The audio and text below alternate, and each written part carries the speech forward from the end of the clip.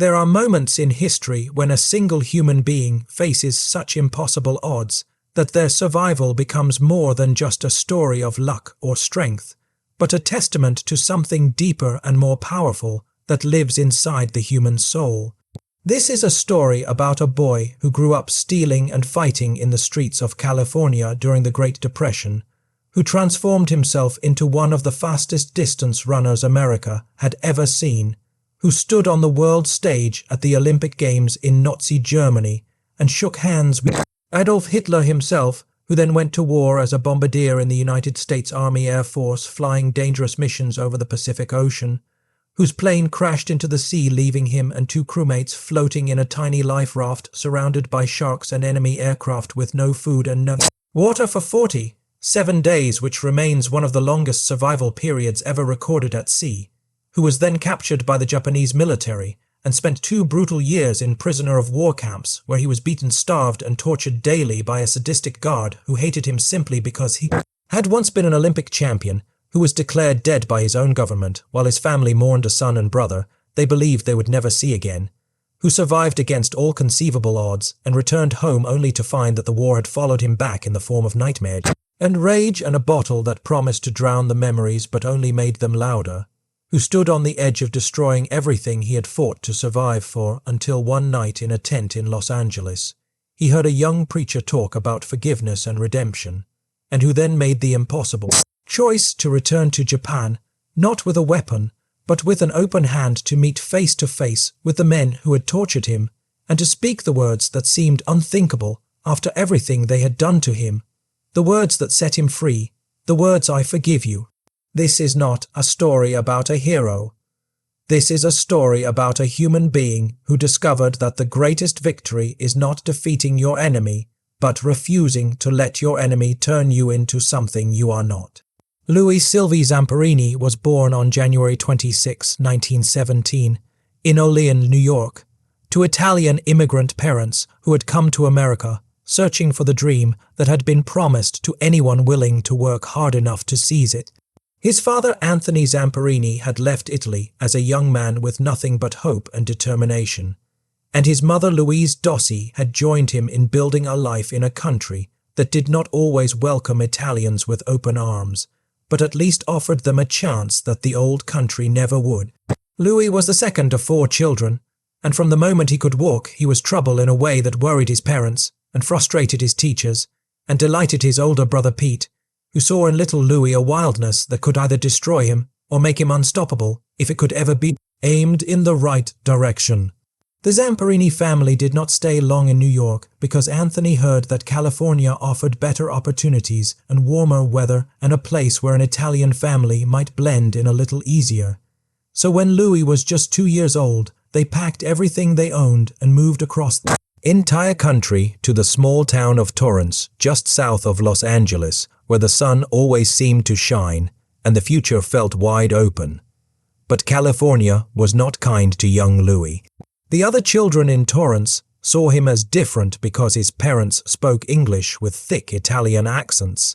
and because his skin was darker than theirs, and because he was small for his age, and seemed like an easy target for bullies who needed someone to pick on. Louis learned quickly that if he wanted to survive, he would have to fight, and fight he did,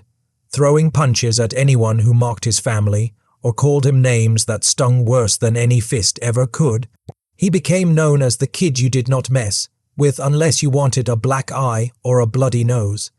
But fighting was not the only way Louis expressed the restless energy that burned inside him like a fire that could never be put out. He also became a thief, not because his family was starving, but because stealing gave him a thrill that nothing else could match, and he would sneak into neighbors' yards and take whatever caught his eye, food from kitchens, coins from dressers, anything that proved he was clever enough and fat enough to get away with it. His parents tried everything to straighten him out, punishing him, lecturing him, praying over him, but nothing worked because Louis did not see himself as bad. He just saw himself as alive in a way that sitting still in a classroom or obeying rules could never make him feel. The truant officers knew Louis by name because he skipped school more often than he attended, and the local police knew him too because trouble seemed to follow him wherever he went. His mother Louise would cry at night, wondering what would become of her son, whether he would end up in jail or worse, and his father Anthony would shake his head and say that Louis had the devil in him, and nothing short of a miracle would ever change that.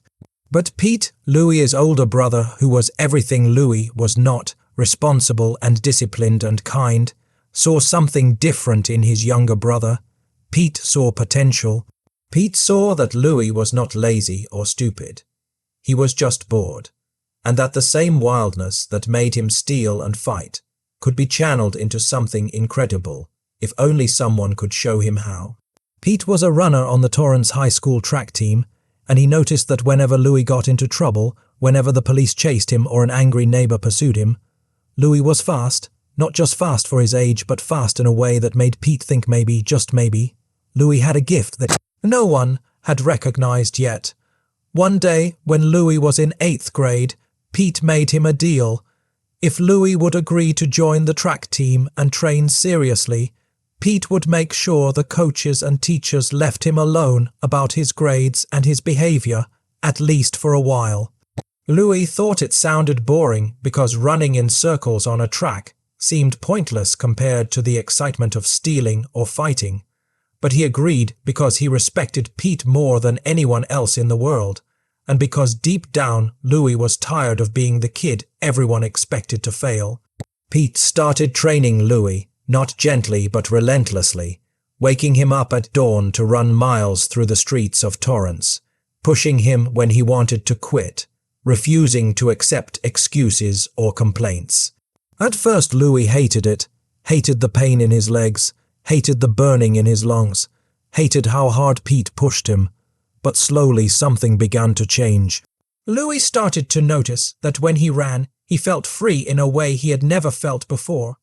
that the wildness inside him that had always gotten him into trouble was finally being used for something that people admired instead of condemned. He started winning races, first in his school, then in his district, then in competitions across Southern California, and with every victory Louis began to believe that maybe he was not just a troublemaker destined for nothing, maybe he was someone special, maybe he was meant for something greater than anyone, including himself, had ever imagined. By the time Louis Zamperini reached high school, the wild child of Torrance had transformed into a local legend. His reputation was no longer built on theft and fistfights, but on the astonishing speed with which he could cover a mile, and the nickname that the newspapers gave him, the Torrance Tornado, captured the ferocity and unstoppable force that he brought to every race he entered. Running had become more than just a way to stay out of trouble for Louis. It had become his identity, the thing that defined him and gave him purpose, and proved to everyone who had written him off as a delinquent that he was capable of greatness. Pete continued to train him with a discipline that bordered on cruelty, but Louis understood now that his brother was not being cruel. He was preparing him for something bigger than high school track meets. He was preparing him to compete against the best runners in the entire country, and maybe even the world. Louis's high school coach saw the same potential that Pete had seen and began entering Louis into more and more prestigious competitions. Races that featured runners much older and much more experienced than the teenage boy from Torrance. But Louis was fearless, not because he was arrogant, but because he had learned that fear was just another kind of weakness that would slow you down if you let it. In race after race, Louis shocked spectators and competitors alike by refusing to stay in the back of the pack, where a kid his age was expected to remain, instead charging to the front and running with a recklessness that seemed destined to end in burnout, but somehow never did. He did not run with textbook form or carefully calculated pacing strategies. He ran with raw emotion and sheer willpower, pushing his body past limits that coaches and sports scientists said were impossible to sustain. Yet somehow Louis kept finding another gear, another burst of speed when his competitors were convinced he had nothing left. In 1934, when Louis was just 17 years old, he ran the mile in 4 minutes and 21 seconds, shattering the national high school record by more than 2 seconds, a margin that in the world of competitive running was considered almost impossible for a teenager to achieve. The newspapers across California ran stories about the Torrance tornado who had come out of nowhere to dominate the sport, and college scouts from the best universities in the country began showing up to watch him train and race, offering scholarships and promises of even greater glory if he would come run for their programs. Louis chose the University of Southern California not because it offered the most money or the best facilities, but because it was close to home and because he wanted to stay near his family and near Pete, who had given him everything he needed to become the runner he now was. But even as Louis was achieving success beyond anything his younger self could have imagined, he was also discovering that success brought its own kind of pressure, the pressure to keep winning, to keep improving, to never show weakness or admit that sometimes he was exhausted or in pain or uncertain whether he could live up to the expectations that everyone now had for him. The coaches at USC pushed him even harder than Pete had, designing training regimens that were brutal in their intensity. Long runs at dawn followed by interval training in the afternoon followed by weightlifting in the evening. All of it designed to squeeze every ounce of potential out of Louis's body and mind. There were days when Louis wondered if it was worth it. Days when he thought about quitting and just living a normal life without the constant pressure to be faster and stronger and better. But then he would remember the kid he used to be, the thief and the fighter who everyone said would end up dead or in prison, and he would push those doubts aside because he knew that running had saved him, and he owed it to Pete and to his parents and to himself to see just how far this gift could take him. In 1936, when Louis was 19 years old,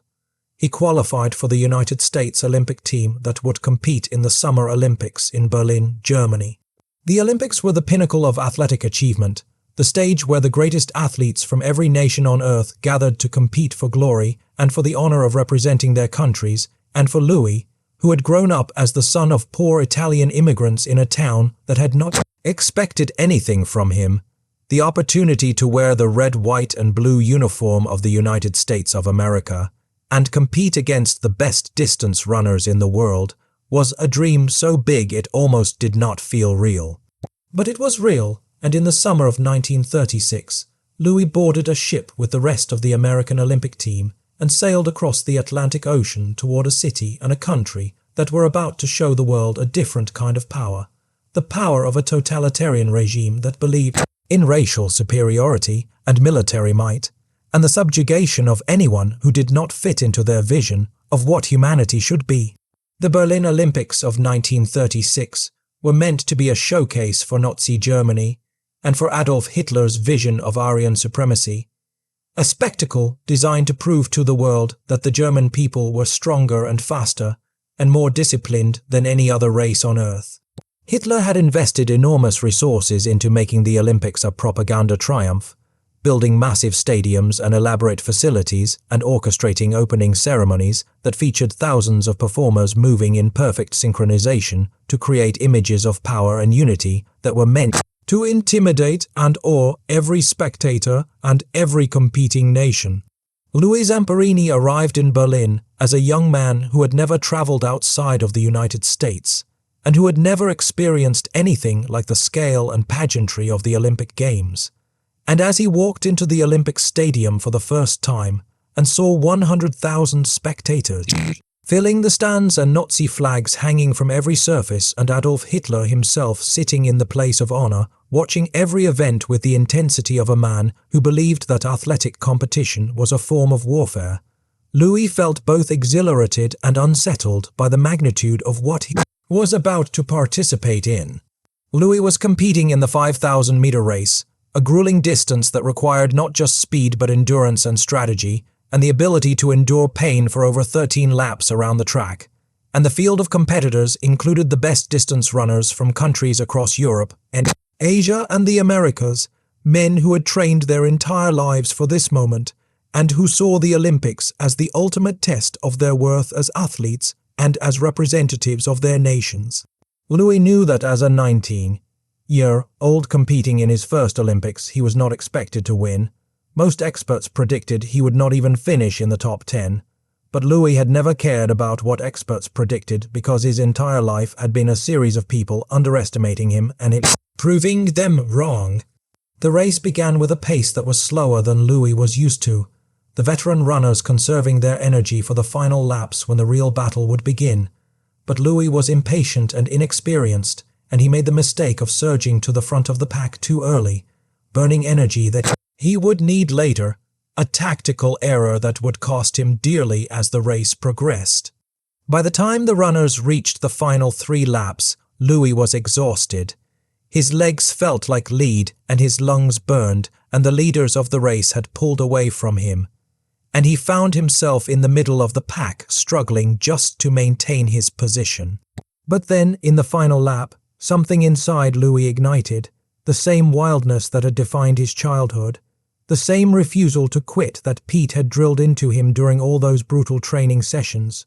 And Louis launched a final kick that was so fast and so unexpected that the announcers in the stadium could barely keep up with what they were seeing. Louis passed runner after runner in that final lap, his legs churning and his arms pumping and his face contorted with effort. And although he did not win the race, he finished in 8th place and he ran that final lap in 56 seconds, a time so fast that it remains one of the most remarkable finishing kicks in Olympic history, and a time that caught the attention of everyone watching, including Adolf Hitler himself. After the race, as Louis walked off the track exhausted and disappointed that he had not finished higher, he was approached by Nazi officials who told him that the Führer wanted to meet him, and Louis was escorted to Hitler's private box where the dictator who would soon plunge the world into deadliest war in human history shook Louis's hand and told him through a translator that he had run a magnificent race and that he was a fine example of athletic prowess. Louis, who was just a kid from California and who did not fully understand the evil that Hitler represented, smiled and thanked him, not knowing that within a few years he would be fighting against the regime that Hitler was building and that the handshake he had just received would become a strange and haunting memory when he found himself as a prisoner of war, wondering how he had gone from shaking hands with Hitler to being beaten and starved by Hitler's allies on the other side of the world. The Berlin Olympics ended with Germany winning more medals than any other nation, a victory that Hitler used to proclaim the superiority of the Aryan race. But the most memorable moment of those games was not a German victory, but the triumph of Jesse Owens, the African-American sprinter who won 4 gold medals and shattered Hitler's narrative of racial superiority by proving that greatness had nothing to do with the color of your skin and everything to do with the strength of your character and the quality of your training. Louis returned to the United States as a minor celebrity, not famous enough to be recognized on the street, but known enough in the running community that people expected great things from him in the years to come.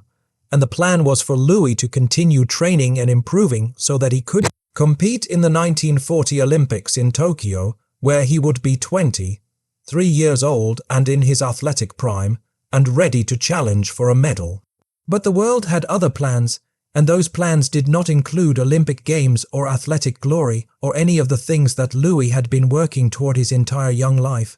Because on September 1st, 1939, Germany invaded Poland and the world was plunged into war. And by the time the 1940 Olympics were supposed to take place, Tokyo had withdrawn as host and the games were cancelled, and young men like Louis Zamperini were no longer thinking about running races, but about whether they would be called upon to fight, and whether they would survive if they were.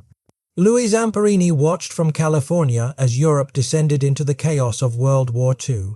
and like many young American men of his generation, he struggled with conflicting feelings about whether the United States should enter the war or stay out of it, whether it was America's responsibility to fight against fascism or whether the country should focus on its own problems and let Europe sort out its own conflicts.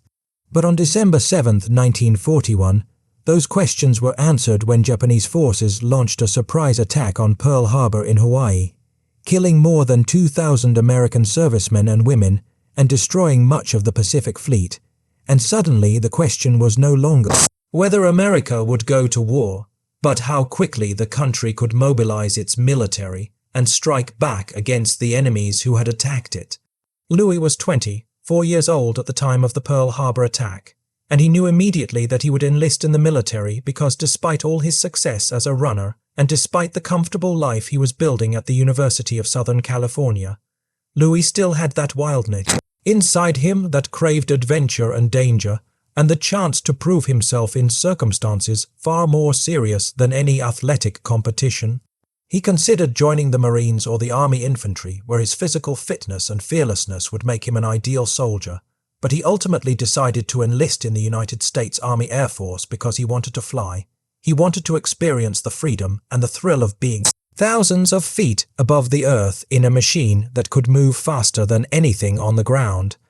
and because he believed that becoming a pilot would allow him to contribute to the war effort in a way that was both meaningful and exciting. The Army Air Force accepted Louis into their aviation cadet program, but becoming a pilot was far more difficult than Louis had anticipated, requiring not just physical coordination but mathematical precision and an understanding of aerodynamics and navigation that did not come naturally to Louis, who had spent most of his school years avoiding academics rather than embracing them. Louis struggled through pilot training, his instructors noting that while he had excellent reflexes and fearlessness in the air, he lacked the discipline and attention to detail that piloting required, and after weeks of trying and failing to master the complex systems of the aircraft, Louis was washed out of pilot training and told that he would not be flying planes after all. It was a crushing blow to Louis's pride, a reminder that no matter how fast he could run or how determined he was, some things required skills that sheer willpower alone could not provide. But the Army Air Force was not done with Louis yet because they offered him a different role, the role of bombardier. A bombardier was the crew member responsible for aiming and releasing the bombs during a bombing mission, a position that required steady nerves and precise calculations and the ability to remain calm while enemy anti-aircraft fire exploded all around the plane trying to knock it out of the sky. It was one of the most dangerous positions on a bomber crew because the bombardier sat in the nose of the plane, the most vulnerable part of the aircraft, with nothing between him and the enemy but a thin sheet of plexiglass. And if the plane was hit by enemy fire, the bombardier was often the first casualty. But Louis accepted the role without hesitation because he wanted to be in the war. He wanted to contribute, and if he could not pilot the plane, then he would at least make sure that the bombs hit their targets and that his crew's missions were successful. Louis was assigned to a B-20, 4 Liberator bomber crew, a 10-man team that would fly long-range bombing missions over the Pacific Ocean targeting Japanese military installations and shipping routes. And his crew became his new family, a group of young men from different backgrounds in different parts of the country who had been thrown together by the war and who would depend on each other for survival every time they climbed into that plane and flew into enemy territory. The pilot of Louis's crew was a man named Phil Phillips, a steady and competent flyer who inspired confidence in his crew, and the other members included gunners and navigators and a radio man and an engineer, all of them barely out of their teens, all of them trying to act brave and confident even though they knew that bomber crews in the Pacific had one of the highest casualty rates of any unit in the military, and that their chances of surviving a full tour of duty were not good. The B-24 was a powerful aircraft capable of carrying heavy bomb loads over long distances, but it was also a difficult plane to fly, prone to mechanical failures and vulnerable to enemy fighters and anti-aircraft fire, and the crews who flew them knew that every mission could be their last. Louis and his crew were stationed at several bases in the Pacific Theater, first in Hawaii and then on small islands that had been captured from the Japanese. Islands with names that meant nothing to most Americans back home, but that were critical strategic points in the war. And from these bases, Louis and his crew flew mission after mission over Japanese, held territory, bombing airfields and supply depots and ships. trying to weaken the Japanese military's ability to fight and trying to stay alive long enough to complete their required number of missions so they could go home. The missions were terrifying in ways that Louis had never experienced before, not the clean fear of an athletic competition where the worst thing that could happen was losing a race, but the primal fear of knowing that at any moment a piece of shrapnel could tear through the plane and kill you, that an enemy fighter could appear out of nowhere and shoot you down, or that mechanical failure could send you plummeting into the ocean, thousands of miles from any rescue. Louis learned to control that fear the same way he had learned to control the pain of running, by accepting it and pushing through it and refusing to let it paralyze him, and he became known among his crew as the bombardier who never panicked, who always stayed focused on his job even when the plane was shaking from anti-aircraft explosions, and the pilot was shouting that they were losing altitude, and the gunners were screaming that enemy fighters were closing in. On May 27, 1943, Louis Zamperini and his crew were assigned a search and rescue mission over the Pacific Ocean,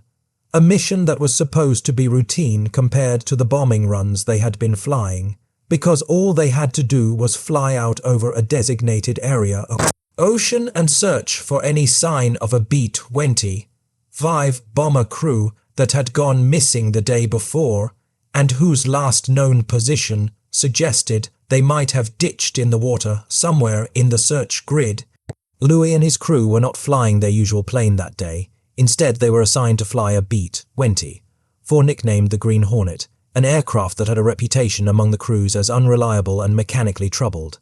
A plane that multiple crews had complained about, and their maintenance crews had tried repeatedly to fix, but that continued to experience problems with its engines.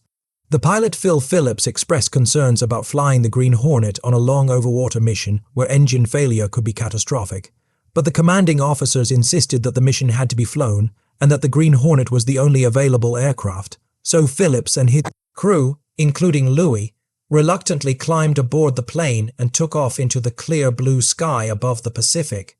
not knowing that they would never return to base and that most of them had just hours left to live. The flight began without incident, the crew scanning the ocean below for any sign of wreckage or survivors, or the bright yellow life rafts that downed aircrews used. But after several hours of searching, they had found nothing, and Phillips decided to turn the plane around and head back to base before they ran low on fuel. Then, without warning, the left engines failed. Both of them, simultaneously, their propellers slowing and then stopping completely, and the plane immediately began to lose altitude and tilt to the left as Phillips fought the controls trying to keep the aircraft level and trying to restart the engines, but nothing was working, and the plane was dropping toward the ocean, and everyone on board knew that they were going down. Phillips shouted for the crew to prepare for a water landing, to brace themselves and to grab any survival gear they could, but everything was happening too fast. The ocean was rushing up at them, and the plane was shaking violently, and some of the crew members were screaming, and others were silent and frozen in terror. The impact when the Green Hornet hit the water was like hitting a concrete wall, a bone-shattering collision that tore the plane apart and sent water flooding into the fuselage and knocked Louis unconscious for a moment. And when he came to, he was underwater, trapped inside the wreckage of the plane, tangled in cables and debris, and sinking fast toward the bottom of the ocean. Louis fought against the cables that were wrapped around him, his lungs burning for air, his mind screaming that he was going to drown, but somehow he managed to pull free and kick toward the surface, breaking through the water and gasping for air and looking around desperately for any sign of his crewmates. The plane was already gone, sunk completely in less than a minute, and the ocean surface was littered with debris, pieces of the aircraft and life jackets and fuel cans and other equipment. But of the 11 men who had been on board, Louis could see only 2 others who had made it out alive. Pilot Phil Phillips and the tail gunner Francis McNamara, both of them struggling to stay afloat and looking just as shocked and terrified as Louis felt. The 3 of them swam toward each other and found 2 inflatable life rafts that had automatically deployed when the plane hit the water, small yellow rafts that were designed to hold 3 men each, but that were all that stood between them, and drowning in the middle of the Pacific Ocean 8 150 miles from the nearest land. They climbed into the rafts, their bodies shaking from shock and cold and the realization that 8 of their crewmates had just died, drowned inside the wreckage of the Green Hornet, and that they were now alone in the middle of the ocean with no radio to call for help, no way to signal their position, no food and no water except for the small emergency supplies that were stored in the rafts. Supplies that would last maybe a week if they rationed them carefully. The 3 survivors tied the 2 rafts together so they would not drift apart, and they took stock of their situation, which was about as bad as a situation could be. They were in enemy-controlled waters, which meant that even if they were spotted by aircraft, it would most likely be Japanese planes that would either strafe them with machine gun fire or capture them and take them to a prisoner of war camp, neither of which sounded like a good option, but which at least offered a chance of survival, whereas staying in the rafts meant they would eventually die of thirst or starvation or exposure or be eaten by the sharks that were already circling the rafts drawn by the blood and debris from the crash. Louis, Phil, and McNamara made the decision to ration their supplies as carefully as possible and to try to catch rainwater when it rained and to attempt to catch fish or birds for food, and to paddle toward the nearest islands even though they had no navigation equipment and no real sense of which direction to paddle, and to hope and pray that somehow they would be rescued, or that they would reach land before their bodies gave out. What none of them knew was that they were about to endure one of the longest survival ordeals at sea in recorded history, 47 days of drifting across the Pacific Ocean, facing starvation and dehydration and shark attacks and storms, and the slow breakdown of their bodies and their minds. 47 days that would test every ounce of strength and willpower that Louis Zamperini had ever possessed, and that would make running an Olympic race seem like a pleasant afternoon stroll in comparison. The first days on the raft were the hardest because Louis and Phil and McNamara were still in shock from the crash and from losing their crewmates, and their bodies were injured from the impact and from the struggle to escape the sinking plane, and they had not yet accepted the reality that they might die out here, that rescue might never come, that the ocean could very easily become their grave. The emergency supplies in the rafts included a few chocolate bars and some cans of water and a small fishing kit and a flare gun with a handful of flares and a mirror for signaling aircraft. But within the first week, McNamara, in a moment of panic and hunger that he could not control, ate all chocolate bars while Louis and Phil were sleeping, depriving them of calories that they desperately needed and creating tension and resentment among the 3 men that made their situation even more unbearable. The sun during the day was merciless, beating down on them with an intensity that burned their skin and made them dizzy with heatstroke. And at night the temperature would drop and they would shiver in their wet clothes, unable to get warm or dry or comfortable, their bodies constantly shifting between extremes that wore them down mentally and physically. The thirst was worse than the hunger, worse than anything Louis had ever experienced. A thirst so intense that it consumed every thought and made him dream about water, about drinking from a fountain or a glass or a river, dreams that would wake him up and leave him more desperate than before.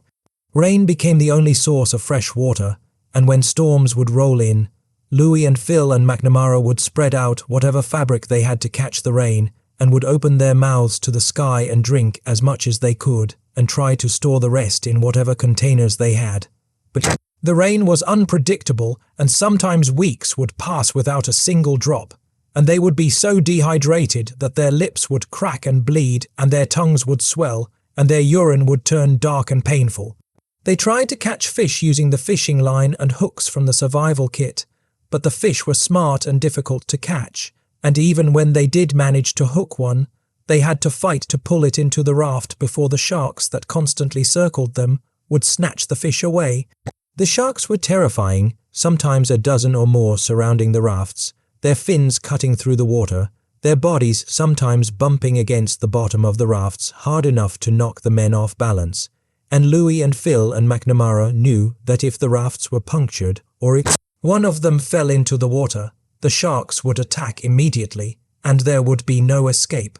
One day a shark lunged up out of the water and grabbed onto the side of one of the rafts, its jaws clamping down on the inflatable rubber, and Louis reacted instantly, punching the shark in the nose over and over until it let go and slid back into the water. But the raft was damaged now, leaking air slowly, and they had to constantly pump it up to keep it inflated. Birds occasionally flew overhead, and Louis and Phil and McNamara would try to catch them, reaching up and grabbing at them when they landed on the raft or on the men themselves looking for a place to rest. And once they managed to catch an albatross, a large bird that they killed and ate raw. Because they had no way to cook it, the meat was tough and fishy, but it was protein and calories, and it kept them alive a little longer.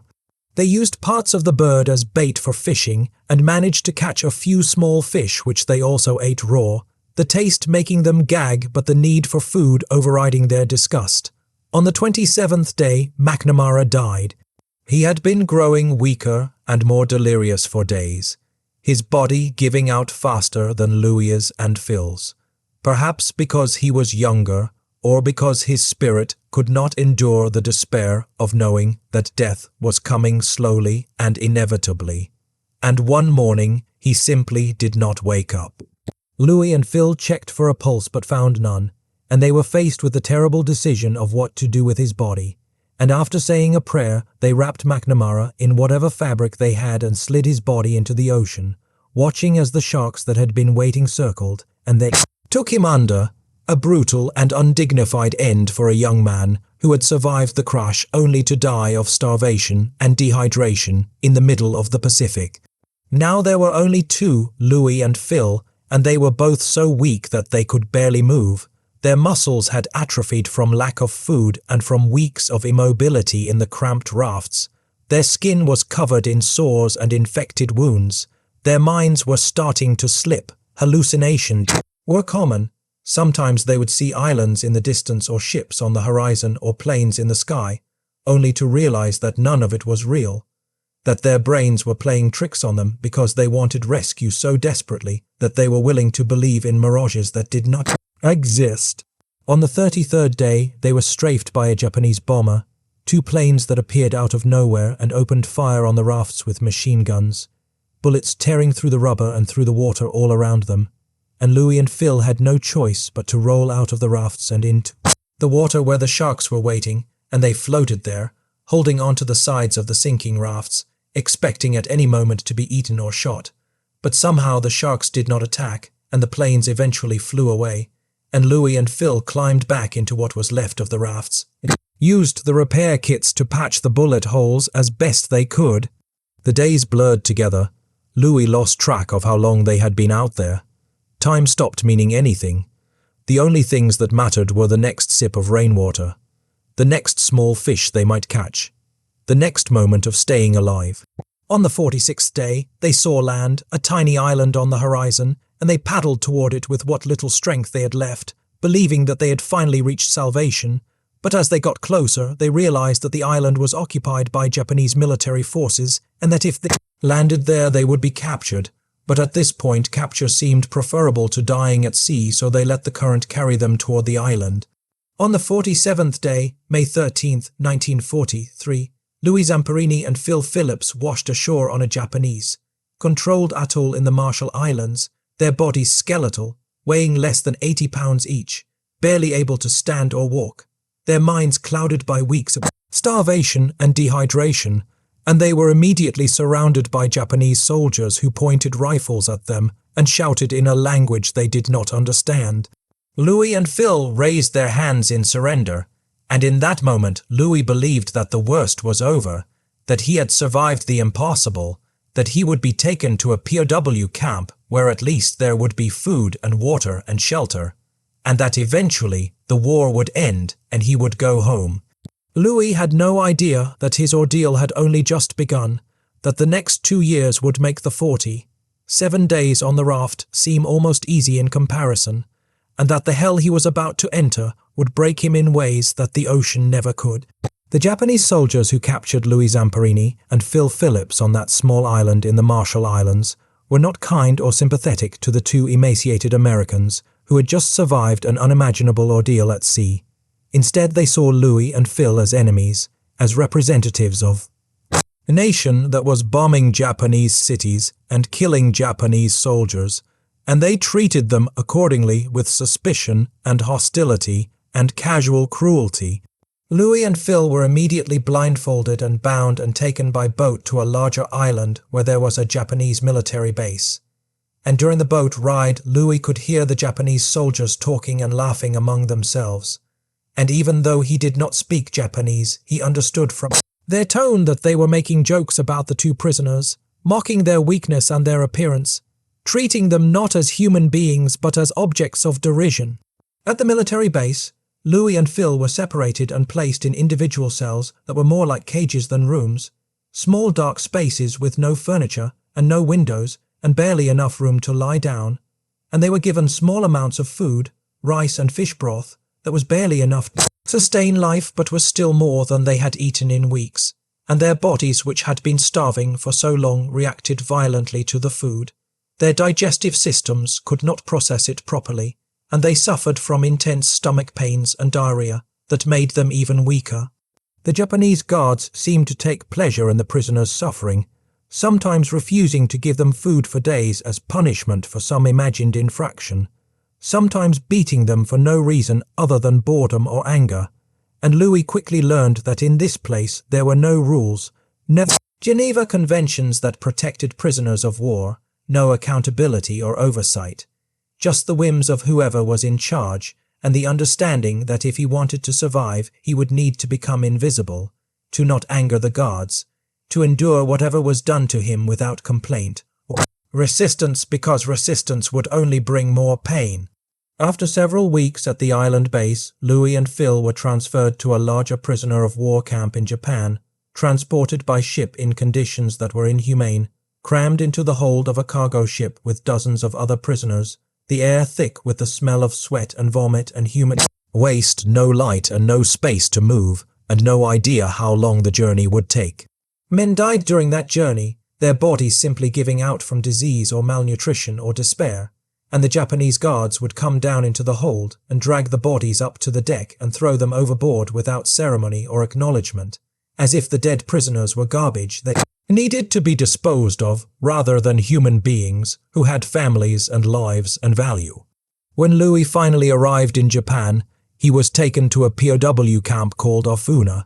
a secret interrogation center where prisoners were held without being registered with the International Red Cross, which meant that the camp officially did not exist, and the prisoners held there officially did not exist, which meant that the guards could do whatever they wanted to the prisoners without fear of consequences or international scrutiny. Ofuna was a place designed to break men, to extract information through physical and psychological torture, and the prisoners held there included not just ordinary soldiers but also U captives, pilots and officers and men like Louis who had some degree of fame or recognition that Japanese believed they could exploit for propaganda purposes. It was at Ofuna that Louis first encountered the man who would become his tormentor for the next 2 years, a Japanese corporal named Matsuhiro Watanabe, but known among the prisoners as the Bird because of his unpredictable and violent mood swings, because like a bird he could be calm one moment and then suddenly attacking the next without warning or reason.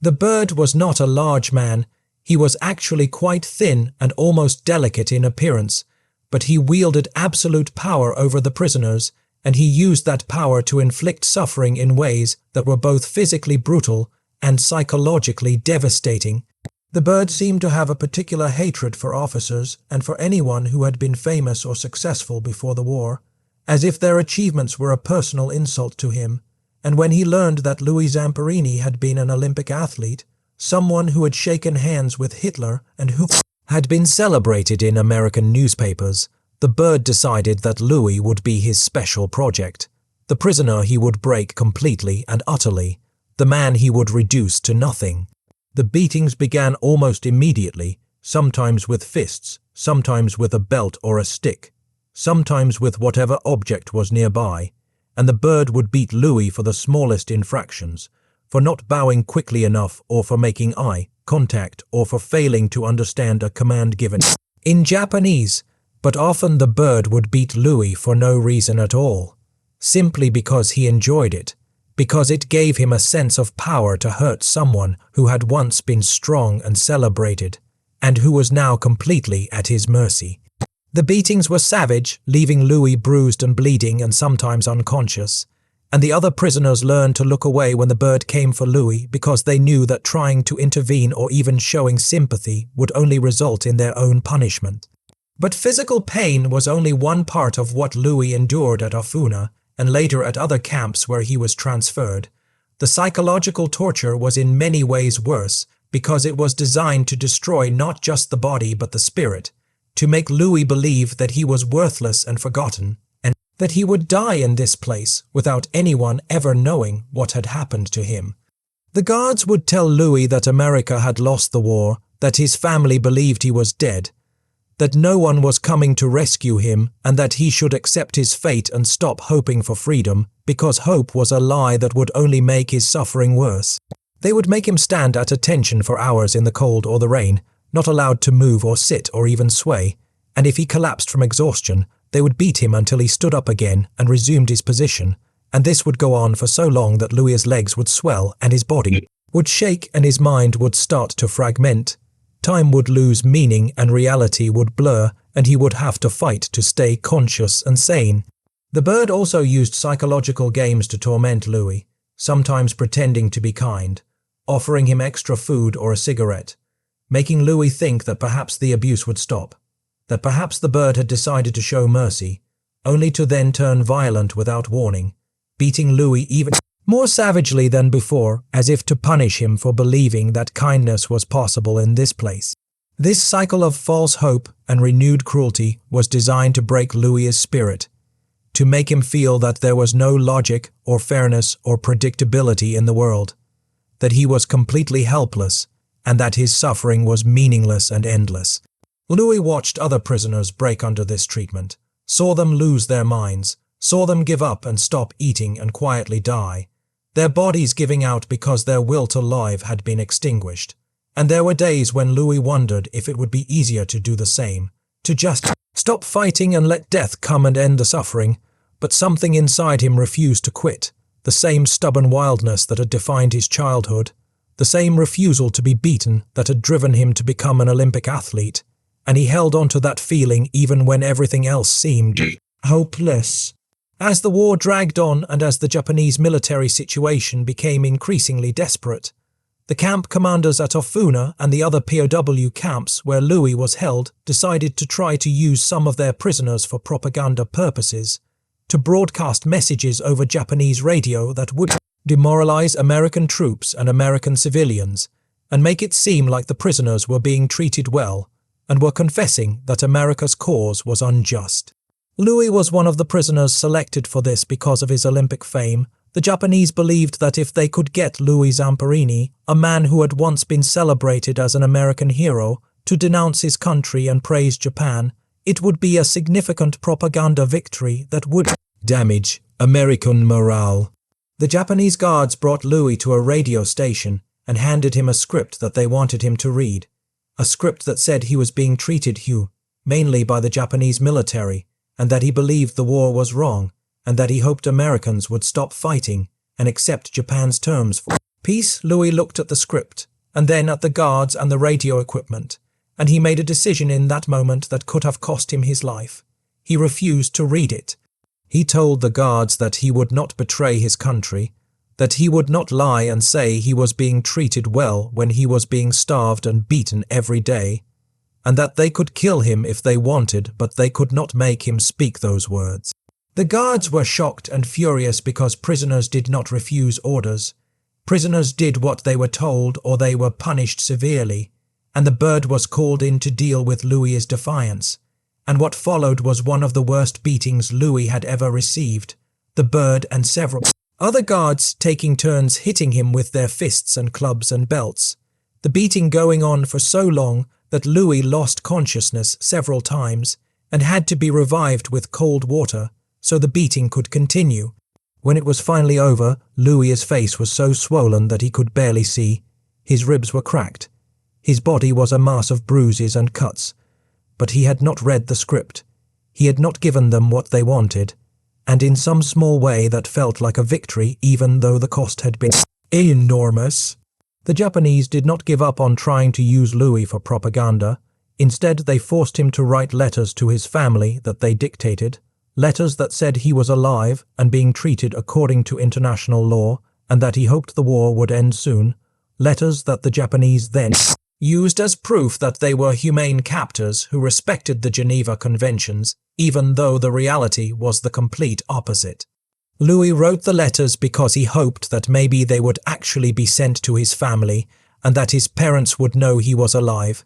but he also knew that the letters were being used as tools of propaganda, and that by writing them he was inadvertently helping the enemy, and this created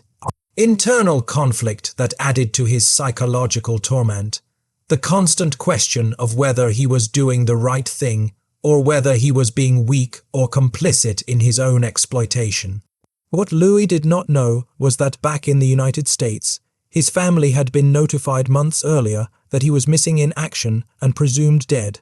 that a memorial service had been held for him in Torrance, that his mother Louise had cried over a folded American flag and a telegram from the War Department that expressed sympathy for the loss of her son, and that his name had been added to the list of the fallen at his high school and at USC, where he had once been a celebrated athlete. Louis's family had mourned him and tried to move on with their lives even though his mother refused to believe he was really dead. She had a feeling, a mother's intuition that told her Louis was still alive somewhere,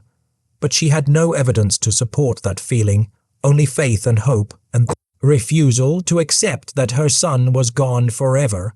Meanwhile, in the POW camps, Louis continued to endure day after day, week after week, month after month, the beatings and the starvation and the disease and the cold and the exhaustion and the psychological torture that never ended, and he developed strategies to survive, mental tricks that helped him hold on to his sanity when everything around him was designed to destroy it. He would remember his life before the war, would replay races he had run in his mind with perfect clarity, would hear Pete's voice urging him on, would visualize himself running free along the beach in California with the sun on his back and the wind in his hair, and these memories became a kind of refuge, a place he could escape to in his mind when his body was being beaten, or when he was standing at attention in the freezing rain, or when the hunger was so intense that he thought he might go mad. Louis also formed bonds with other prisoners, quiet friendships built on shared suffering and mutual support, men who would secretly share a piece of food or whisper encouragement when the guards were not looking, or simply sit close to each other for warmth and companionship when the night was coldest and darkest. These connections were dangerous because if the guards suspected that prisoners were organizing or supporting each other, they would be punished harshly and sometimes separated.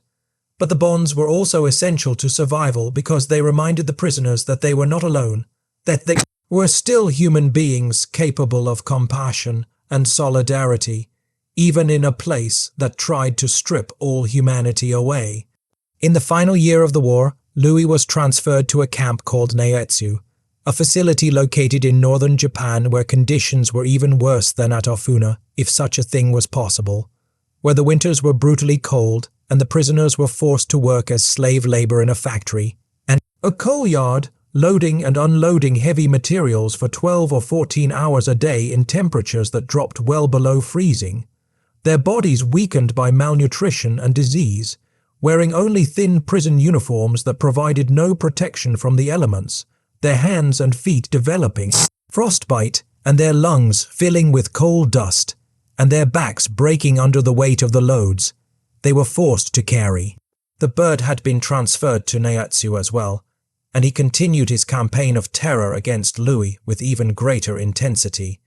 as if the worsening conditions of the war and the knowledge that Japan was losing had made the bird even more sadistic and cruel, and he would beat Louis in front of the other prisoners to make an example of him,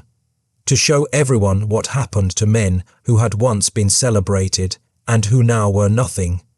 to demonstrate his absolute power over life and death. The bird would force Louis to hold heavy wooden beams over his head for extended periods, sometimes for an hour or more, and if Louis's arms began to drop from exhaustion, the bird would beat him until he raised the beam again, and this would continue until Louis collapsed completely and could not lift the beam no matter how many times he was beaten. And then the bird would kick him while he lay on the ground and laugh and walk away, leaving Louis bleeding and broken in the mud.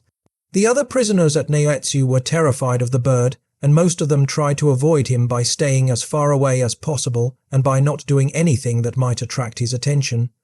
But Louis could not escape the bird's focus because the bird had made Louis his obsession, his special victim, the man he was determined to destroy completely before the war ended. Some of the other prisoners whispered to Louis that he should just give up, that he should stop resisting and stop trying to maintain his dignity, that he should bow and scrape and beg for mercy because maybe then the bird would lose interest and move on to someone else. But Louis refused to do that because he believed that if he gave the bird the satisfaction of seeing him completely broken, then everything he had endured would have been for nothing, and he would rather die with some shred of dignity intact than live as a completely subjugated and humiliated shell of a man. Food at Naietsu was scarce even by POW camp standards. The prisoners were given tiny portions of rice mixed with barley, and sometimes a thin broth made from seaweed or fish heads, barely enough calories to sustain a sedentary person, let alone men who were being worked to exhaustion every day. And the prisoners' bodies began to consume themselves, muscle tissue breaking down to provide energy, organs beginning to fail, immune systems collapsing so that even minor infections could become life-threatening. Louis's weight dropped to under 80 pounds again. His body looked skeletal. His ribs and hip bones protruded sharply against his skin. His face was gaunt, and his eyes had sunk deep into their sockets. And when he looked at his reflection in a puddle of water or a piece of broken glass, he barely recognized himself. He looked like a ghost or a corpse that was somehow still moving. Disease was rampant in the camp. Dysentery and beriberi and pneumonia spreading quickly through the crowded and unsanitary barracks, men dying regularly, their bodies cremated or buried in unmarked graves outside the camp, and Louis watched as men he had befriended succumbed to illness or simply gave up and stopped eating and faded away, and each death diminished him a little more, made him wonder how much longer he could hold on, how much more his body could endure before it reached the point of no return. But Louis was still alive, still conscious, still able to think and remember and hope even though hope seemed irrational, and he told himself that if he could just survive one more day, and then one more day after that, and then one more after that, eventually the war would end and he would go home and he would see his family again and he would run again and he would be free. In the spring and summer of 1945, the war began to turn decisively against Japan. American forces had captured island after island across the Pacific, were bombing Japanese cities with incendiary weapons that created firestorms killing hundreds of thousands of civilians, and the Japanese military was running out of supplies and soldiers and options, but the Japanese government refused to surrender, instead preparing for a final defense of the home islands that military analysts predicted would cost millions of lives on both sides. The prisoners at Naietsu could sense that something was changing. The guards were more nervous and agitated. Supplies were even more scarce than before, and there were rumors among the prisoners that Japan was losing the war and that liberation might be coming. But there were also darker rumors that the Japanese military had issued orders to execute all prisoners of war if an invasion of Japan seemed imminent, to kill them all rather than let them be rescued.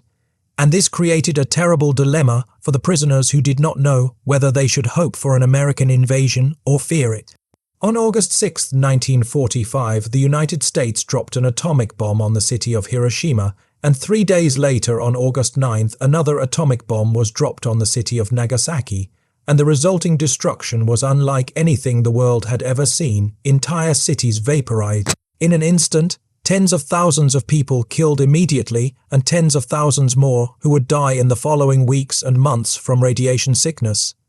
And the Japanese government faced the reality that continuing the war would mean the complete annihilation of the Japanese people. On August 15, 1945, Emperor Hirohito announced over the radio that Japan was surrendering unconditionally to the Allied forces, and the war that had consumed the world for 6 years and killed more than 70 million people was finally over.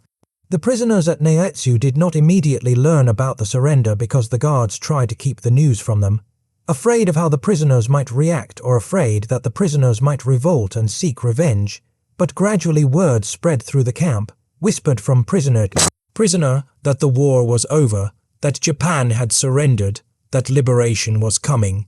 Louis heard the news, and at first he could not believe it, could not allow himself to hope that it was true because he had been disappointed so many times before, had been told lies by the guards designed to break his spirit. But as the days passed and the guards' behavior changed, becoming less aggressive and more nervous, and as the work details were cancelled and the prisoners were told to stay in the barracks, Louis began to believe that maybe it really was over, that he had survived, that he was going to go home. On August 20th, American aircraft appeared over Naetsu and dropped supplies by parachute, crates of food and medicine and clothing, and the prisoners rushed out into the yard and grabbed the supplies, and for the first time in years they had real food, chocolate and canned meat and bread, and they ate until they were sick because their bodies could not process the richness of the food after years of starvation. But it did not matter because they were free, they were no longer prisoners, they were no longer under the control of the bird and the other guards who had tormented them. The bird himself had fled the camp before the Americans arrived, disappearing into the chaos of Japan's surrender, going into hiding because he knew that if he was captured by American forces, he would be tried for war crimes and likely executed, and Louis never saw him again during those final days at Naetsu, which was both a relief and a frustration because Louis had imagined many times what he would do if he ever had the chance to confront the bird when their positions were reversed, when Louis was free and the bird was the one who was helpless.